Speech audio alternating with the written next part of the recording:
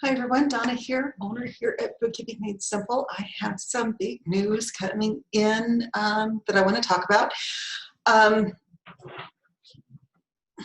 There is a lot going on with the Internal Revenue Service, and it is just judging from what I'm seeing, it's going to get more busy. Things are getting and this isn't political, just so you know. This is just business as normal. So everybody is concerned about politics, and I am trying to stay out of that. So the first thing, housekeeping, as always, if you enjoy these videos, if you find them informative, please like, share, and subscribe depending on which platform you see them on. I publish them to Facebook and YouTube, and then I share them to LinkedIn and Google My Business. So please feel free to like, share, subscribe, pass it on. I really, really try to make these as informative as possible. First thing, because we haven't dealt with enough with 2020 taxes and all of the changes in the tax law, and there are a lot coming down the pipe, because the PPP program has not made your taxes more complicated than they already are, I got even better news for you. The IRS is going to be increasing their audits of small businesses. Now, what does that mean for you? That means that their audits of small businesses are going up by 50%. So be prepared to defend your taxes if you need to. And that means copies of receipts. It means explaining to the IRS, why this is a normal and ordinary cost of doing business. It means being careful with your tax avoidance strategies. Now, when I say that, I don't mean don't avoid taxes. I really do want you to avoid taxes. However, make sure that they are within the law. Here's the other problem with that. The tax code is so broad, and it does not lay down every little thing. So you do have to be able to defend what you are doing. Okay, your CPA should be able to help you with that. I'm happy to work with them. This is where I keep saying you need to have an outside company do your books. Why? Because we are used to dealing with the IRS.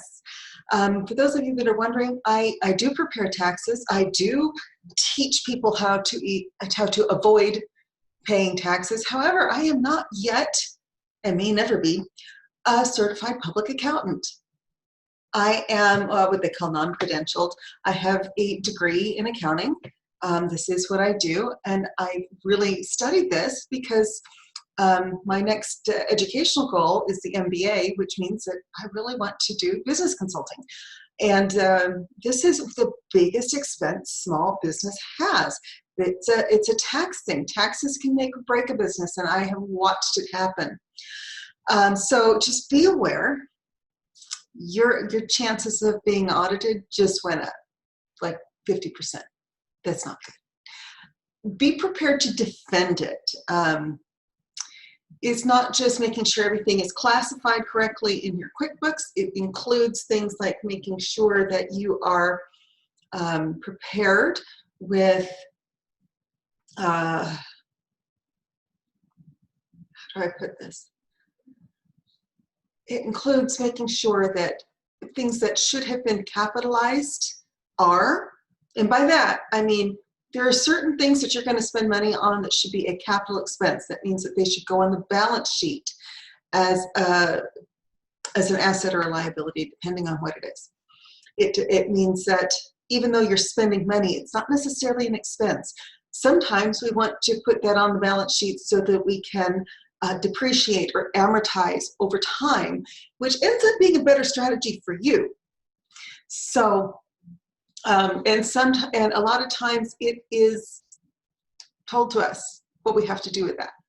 So just be careful. A lot of small businesses want to take those immediate expenses when it really should be added to the balance sheet and amortized or depreciated, depending on what the thing is. that does improve your tax strategy for several years, and it keeps you out of hot water with the IRS. So another part that people really get in trouble with is things like here in Utah. If you live in Southern California, this may not apply to you, but I'm going to use this example because I live in Utah. People will buy four-wheelers for recreational purposes and then use them maybe twice a year to snowplow, and then try to tell the IRS, well, it's a business expense. Nice. Got to use it more for business than that. So just be really careful. Reach out to me about your tax strategies. I will take a look at them. I'm happy to do that, and make sure that they are not the kind of strategies that are going to get you in trouble with the tax authorities. We don't want our clients in trouble. Okay, my goal with my clients is to do their books, advise them on tax strategies, help them spend as little money as possible on taxes, and to do it in such a way that the IRS never comes knocking. Okay. The only thing I cannot do, there's two things I cannot do as a non-CPA. One is I cannot represent you before the IRS, unfortunately. However, I can get you in, I can find people who can, okay? I do have people who can and who are able, that can do that. The other thing I cannot do is I cannot audit publicly traded companies. So that's, there's a lot that's going on. I don't really do audits. I don't really do attest services. There's a lot of things that I don't do that I just don't have a lot of experience in. I've taken the courses. That doesn't mean that I am confident doing them on my own. So I don't offer those services.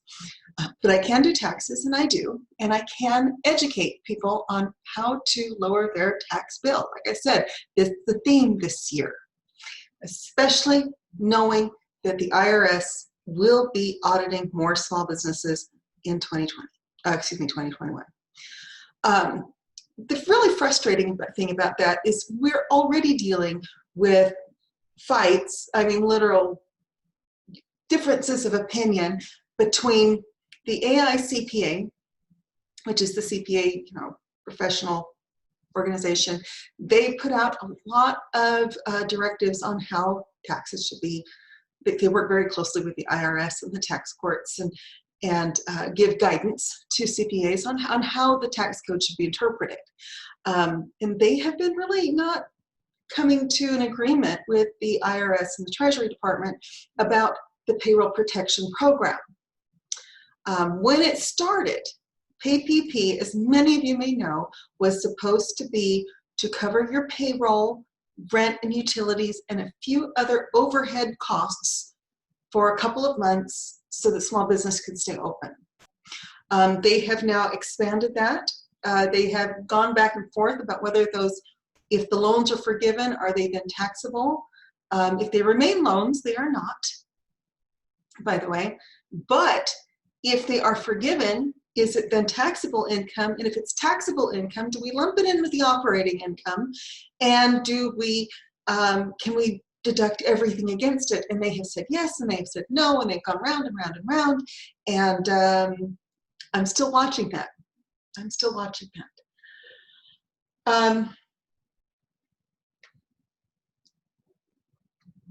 Other thing, there is another round of PPP funding. I talked about this yesterday. This is Wednesday and the day before. They opened it up to brand new borrowers on Monday. They are opening it up today for borrowers who have borrowed before. If you qualify for this, if you think you might qualify for this, if you're not sure if you qualify for this and you want to find out, please let me know. Our number is 801-692-0032. We have an amazing lender that we work with, and he will be able to walk you through the arcane craziness of payroll protection. If you qualify for this, please apply for it. It can be forgiven. and that's one of the big things I really, really harp on. Because it can be forgiven, because if your business has been closed due to COVID-19, because the government came in and told you you had to close, my feeling on that is that they should then pay you for it. They should be giving you free money. They should be paying you for having you close your business, because they are taking away from you your right to earn a living. Okay? Again, I don't want to get into politics. I'm just saying that's where I am on this one issue. Okay? I always worry we are so polarized and so divided, but this is something that affects us all.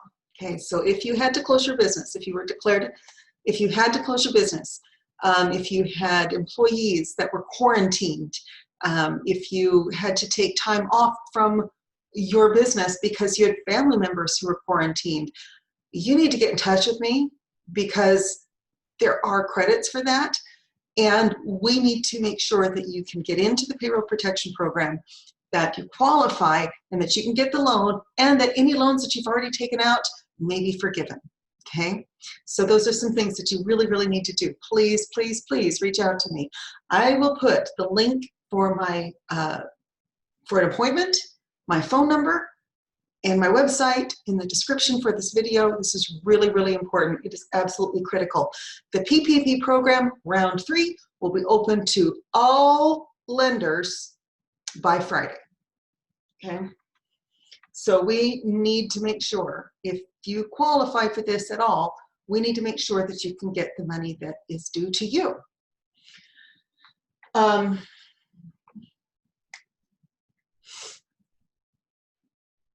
And it's going to be aggressively encouraged, not just by me. The AICPA, excuse me, is really encouraging CPAs to get this in front of their clients. And so I'm one of them. I am really encouraging you to please apply for this. Please get the money. I'm interested in making sure that your business stays afloat, and anything we can do to make sure that that happens is what I want you to do.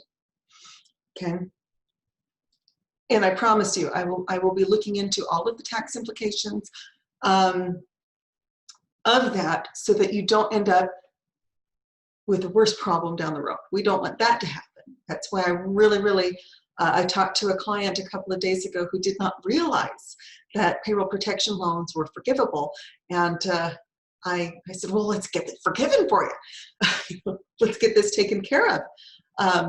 There are times when they are not.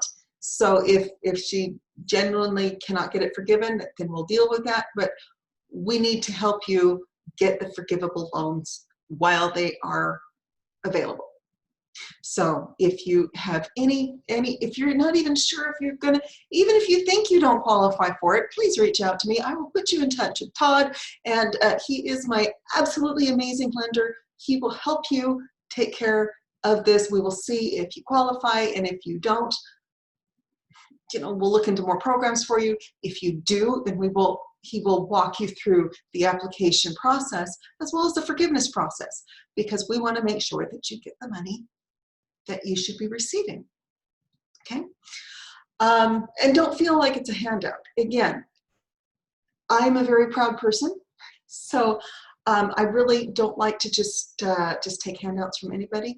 This is a payment to you because the government told you had to be closed. It's been a very stressful year. This is compensation for that, particularly if they forgive it.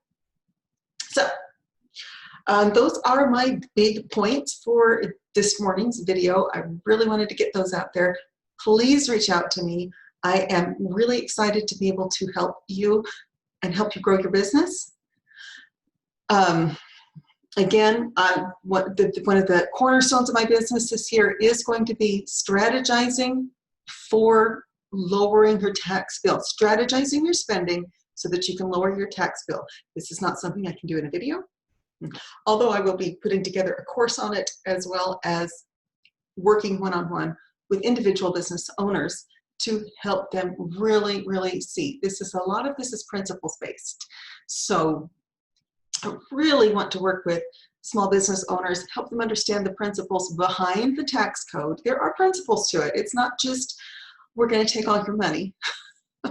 We're not going to the postcard size 1040, where, you know, the two questions are, what did you make last year? Send that in.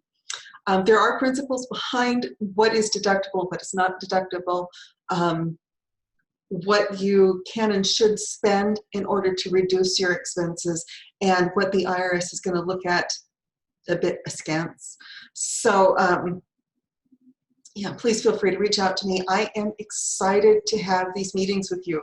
I'm excited to work with you, working on the classes, and I'm excited to help you recover from 2020 and have an amazing 2021.